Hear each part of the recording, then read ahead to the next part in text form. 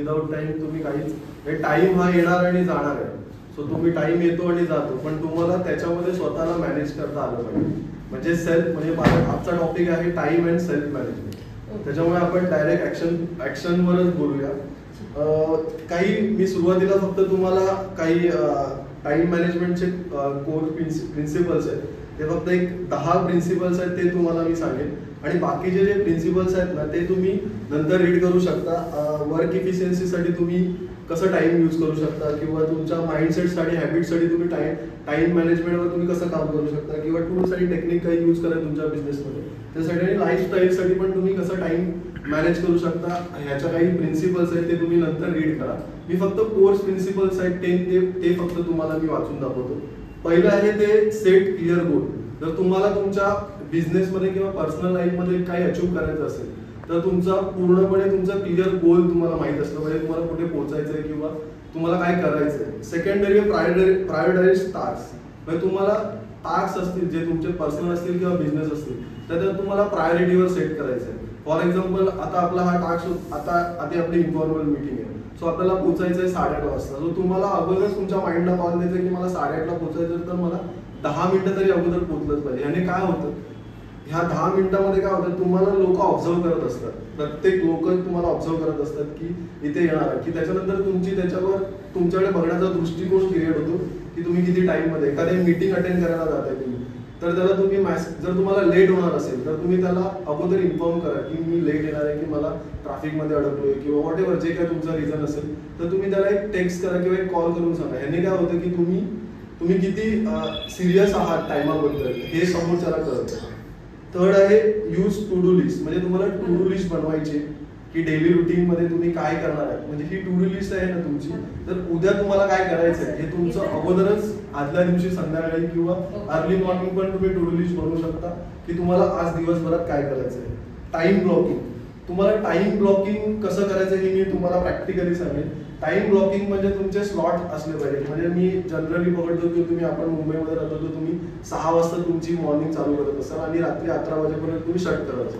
So तुम्हाला पण त्या टाइम ब्लॉकिंग मध्ये 6 ते 11 मध्ये तुमचं बिझनेस किंवा तुमचं काय प्रोफेशन असेल आणि तुम्ही पर्सनल, हे दोन्ही कसे ब्लॉकिंग करू शकता त्याचं मी तुम्हाला डिटेलमध्ये नंतर सांगेन. त्यानंतर 80-20 रूल्स फॉलो करायचे टाइम मॅनेजमेंटमध्ये. तुम्ही बघाल की तुम्ही 80% जे तुम्ही काम करता ना, त्याने तुमचा रिझल्ट नाही, 20% तुम्ही जे काम करता ना, त्याने तुम्हाला अर्न जास्त होतं किंवा रिझल्ट चांगला येतो. तर तुम्हाला फाइंड करायचं तुमचं ड्युरिंग द तुम्ही जो सकाळी 6 वाजल्यापासून तुम्ही 11 वाजेपर्यंत जो तुमचा टाइम आहे, त्याच्यामुळे तुमचा प्रोडक्टिव्ह टाइम कोणता आहे, म्हणजे तुमची एनर्जी कुठे हाय असते, जिथे तुमचं चांगलं काम होऊ शकतं. हे प्रत्येकाचं वेगवेगळं असू शकतं. म्हणजे काही लोकांचा सकाळचा टाइम एक प्रोडक्टिव्ह असतो, काही लोकांचा दुपारनंतर असतो, काही लोकांना संध्याकाळी छान काम होतं. सो तुम्ही तुमचा टाइम ओळखायचा, त्याच्यात तुम्हाला प्रोडक्टिव्ह काम करायचं, जेणेकरून तुम्हाला अर्निंग छान मिळेल. त्याच्यानंतर ईट द फ्रॉग्स फर्स्ट. म्हणजे जे तुम्हाला ज्याच्यापासून तुम्हाला भीती वाटते ना, ज्याच्यापासून तुम्हाला भीती वाटते काम करायला, तेच पहिलं काम करायचं. म्हणजे त्याच्यापासून तुम्ही ना प्रोकास्टिनेशन नाही करायचं किंवा तुम्ही चालढकलपणा नाही करायचं, तेच काम. आणि त्याच्यासाठी तुम्ही हा पण रूल वापरू शकता की एक जेव्हा तुम्हाला वाटतं की तुम्हाला हे नाही काम करायचं, तेव्हा तुम्ही 5 पासून 1 पर्यंत रिव्हर्स बोलायचं. म्हणजे 5 4 3 2 1, 5 4 3 2, हे जेव्हा तुम्ही बोलाल ना, तेव्हा तुम्हाला इमिडिएटली ते ऍक्शन घ्यायला तुमचं माइंड काम करतं. म्हणजे फॉर एक्झाम्पल तुम्हाला एखादं काम करावं असं आता काय वाटतं, फॉर एक्झाम्पल मला एखादं काम नाही करायचं आहे, जर तुम्हाला फील झाला तर तुम्ही ही टेक्निक वापरू शकता. 5 4 3 2 1 ही टेक्निक आहे की जेणेकरून तुमचं माइंड बोलायचं स्वतःला, मग ते काम तुम्ही ते ऍक्शन घ्यायला रेडी होता. त्याच्यानंतर अवॉइड मल्टीटास्किंग. एकाच वेळी मल्टीटास्किंग करणं टाळावं, जेणेकरून तुमच्या रिझल्टमध्ये तुम्हाला चांगला रिझल्ट नाही मिळू शकत. Set deadlines. म्हणजे एखादं तुम्ही काम करताय तर तुम्हाला डेडलाईन माहित पाहिजे की तुम्ही हे आता काम स्टार्ट करताय तर तुम्हाला ह्या तासला संपवायचं आहे. Review and reflect. म्हणजे तुम्ही जे काम करताय किंवा त्याचा रिव्ह्यू तुमचा झाला पाहिजे. म्हणजे सकाळपासून तुम्ही काम केलं म्हणजे बोलत त्याला GAG म्हणजे काय, तुमचा गोल, अकाउंटेबिलिटी आणि ग्रॅटिट्यूड. म्हणजेच काय, तुम्ही दिवसाचा शेवट करताय रात्री, तेव्हा तुम्हाला तुमची अकाउंटेबिलिटी तुम्हालाच घ्यायची. तुमची अकाउंटेबिलिटी दुसरं कोणी नाही केलं, त्याच्यामुळे तुमची अकाउंटेबिलिटी तुम्हालाच घ्यायची. सो आपण ऍक्टिव्हिटीला स्टार्ट करूया.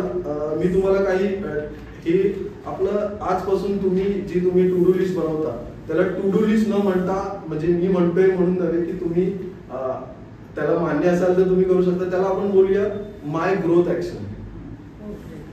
बरोबर, म्हणजे ज्या ग्रोथ, म्हणजे मला याच्या पुढे ग्रोथ करायची आहे तर मला काय ऍक्शन घ्याव्या लागतील. सो ह्या तुमच्या ऍक्शन्स आहेत, हे मी तुम्हाला 10 मिनिटं देतो. मी असं समजेन की असं समजतो की तुमच्याकडे 25 कामं तर नक्कीच असतील जी पर्सनल आणि प्रोफेशनल, म्हणजे तुमच्या बिझनेस रिलेटेड अशी कोणती कामं आहेत जी तुमची खूप दिवस पेंडिंग आहेत, ती तुमची होऊ नाही शकली. सो ती तुम्ही 25 कामं लिहून काढा आता, आणि मग ती स्लॉट मध्ये कशी बसवायची ते मी तुम्हाला ह्याच्यामध्ये सांगेन. हा स्लॉट आहे की तुम्ही 6 ते 8 मध्ये स्लॉट, किंवा 8 ते 10, 10 ते 12, 12 ते 3, 3 ते 6, 6 ते 8 आणि 8 ते 11 असे स्लॉट आहेत. सो ह्याच्यामध्ये तुम्ही दोन्ही कामं लिहू शकता, प्रोफेशनल आणि पर्सनल रिलेटेड. आणि आज आपण काय करणार आहोत, तर तुमचं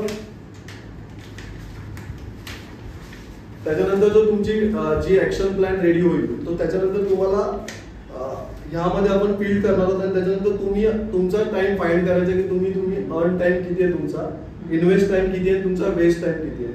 आणि वेस्ट टाइम मध्ये तुम्हाला त्याच्यानंतर तुम्हाला प्रत्येकाचा तुमचा अॅन्युअल इन्कम किंवा पर्सनल इन्कम मंथली इन्कम तुमचं किती आहे हे तुम्हाला माहितीच असेल.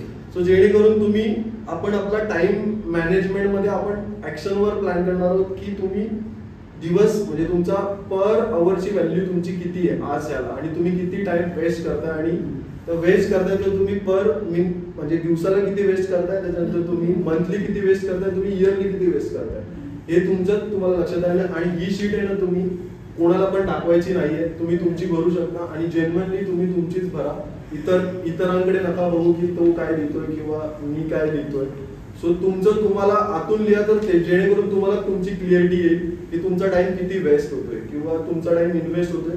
आता ह्या अर्न टाइम मध्ये तुम्ही काय टाकू शकता की तुम्ही जो प्रोडक्टिव्ह काम करताय, तर सपोज जेणे तुम्हाला म्हणजे तुम्हाला मनी जनरेट होणार आहे. म्हणजे फॉर एक्झाम्पल मी एखादा जीएसटीचं काम करतो तर त्याने मला पैसे जनरेट होणार आहे. आताही मी इथे मीटिंगला आलो, हा माझा इन्व्हेस्ट टाइम आहे.